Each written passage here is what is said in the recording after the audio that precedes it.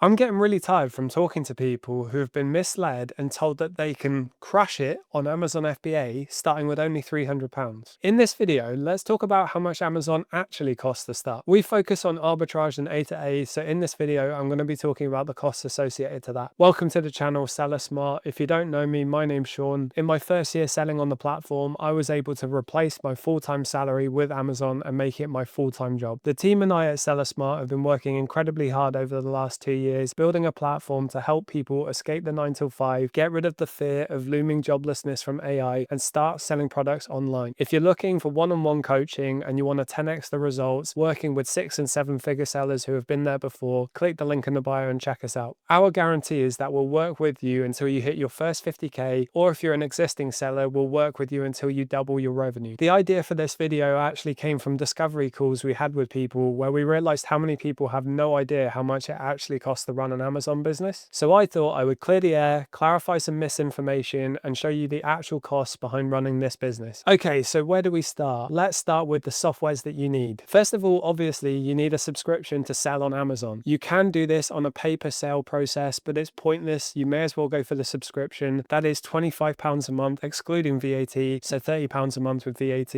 and you need it to get going. If you're going to do Amazon by registering as a sole trader, that won't involve any costs, but if you're registering a limited company, that will cost you £50. The next thing you're going to need is software so that you can find those products to flip for a profit. We recommend going with Keeper, which is €19 per month, and SellerAmp SaaS, which is £13.95 plus VAT. That's about £16.74. We recommend these softwares because together they give you the most accurate details when doing your product sourcing. They're also the best bang for your buck. They are the cheapest software out there at the moment that does the job, and they're all you need in the beginning. Next, once you've ordered the stock, you're going to need labels and you're going to need boxes. On my screen, you're going to see some labels that you can get direct from Amazon for $9.99 that will work with a regular printer. You will also need a different kind of labels to put on the outside of boxes when you send the products into FBA. Those will cost about $9.99 to $11.99 depending on where you go. If you want to dive in headfirst and get a proper thermal printer so you don't have to worry about dodgy printers packing in, you can spend between $69.99 and £175 on a decent thermal printer. I do want to warn you though, a lot of people buy these thinking they're all motivated to get started, and then they never actually pursue selling on the platform. They tend to duck out as soon as they reach the first hurdle. I used to do a lot of martial arts, and it's exactly the same in those clubs. People spend all this money getting the gloves, getting the gear, and as soon as they take their first shot to the dome, they give up and they never come back. It's quite a good analogy for selling on Amazon, actually. We're going to be talking about online arbitrage, but if you do retail arbitrage, you're also going to have to calculate in the costs of fuel and the time you spend working. You don't want to work too much for free. When it comes to buying the boxes to ship the products into Amazon's fulfillment centers, you can buy them from Costco, but it is expensive. To be honest, I think you should just get these for free from local businesses or supermarkets. You really don't need to pay anything here. That's about it. In the beginning, that's what you need to get started. Hopefully now you can see why it pissed us off so much that so many people we talk to are told you can do this on £300. It really doesn't make any sense if you want to do this the right way. We haven't even bought any stock yet, and we're already up to £85 to £150 depending on what you bought. The reason we tell people to start with at least £1,000 is because it gives you some room to play with when you want to actually grow. If £100 of your budget goes to all the costs that I've just talked about, that leaves you about £900 to put towards stock. If you somehow make no mistakes with your first order and you average about a 15% gross margin, I'm just using that as a minimal example, that's about £135 profit in your first order. I know,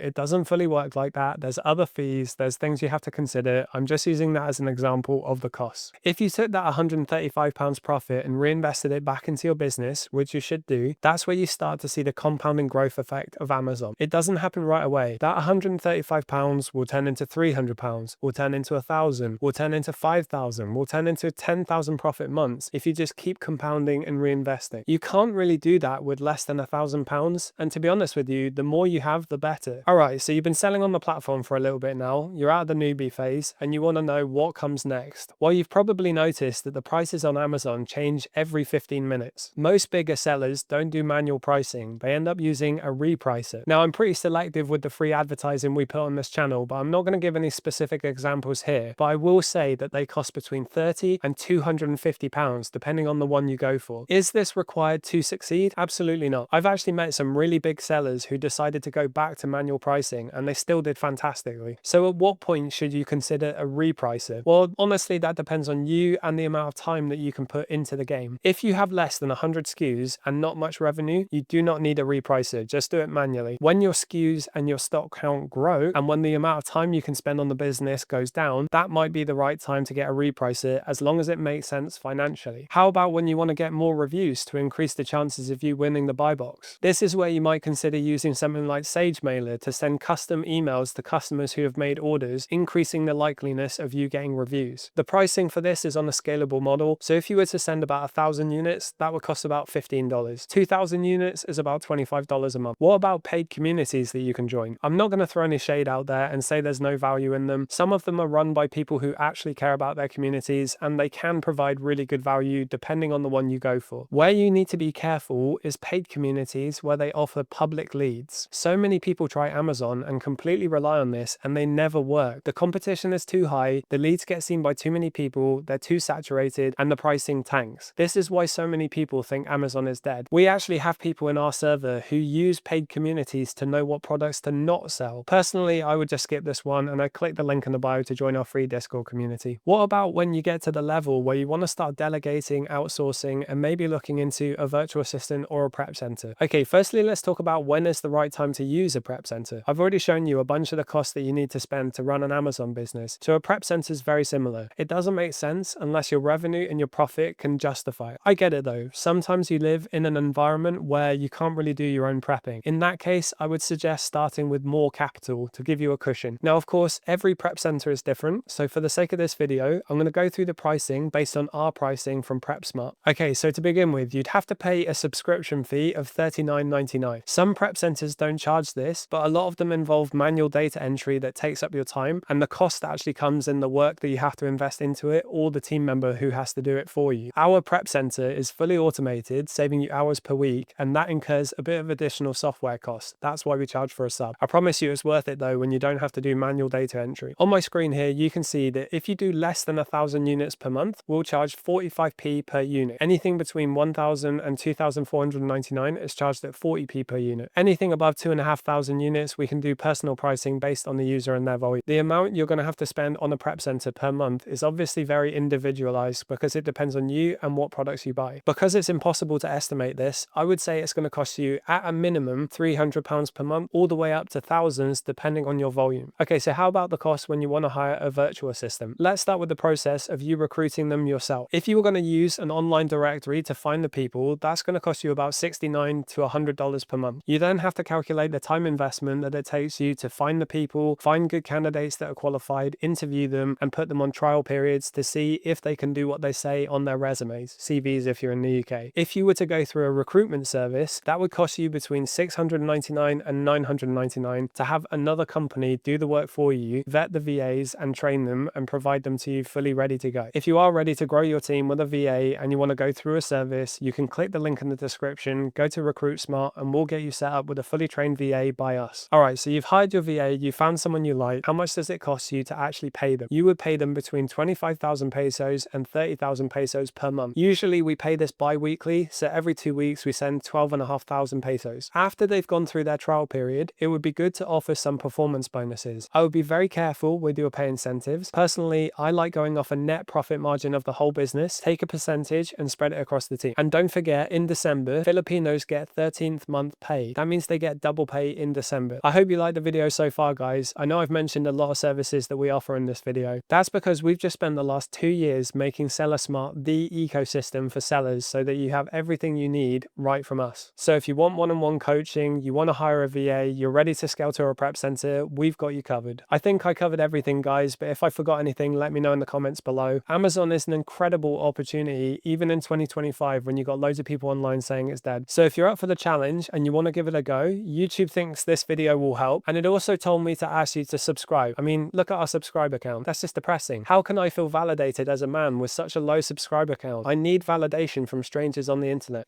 Alright guys, we'll see you in the next video.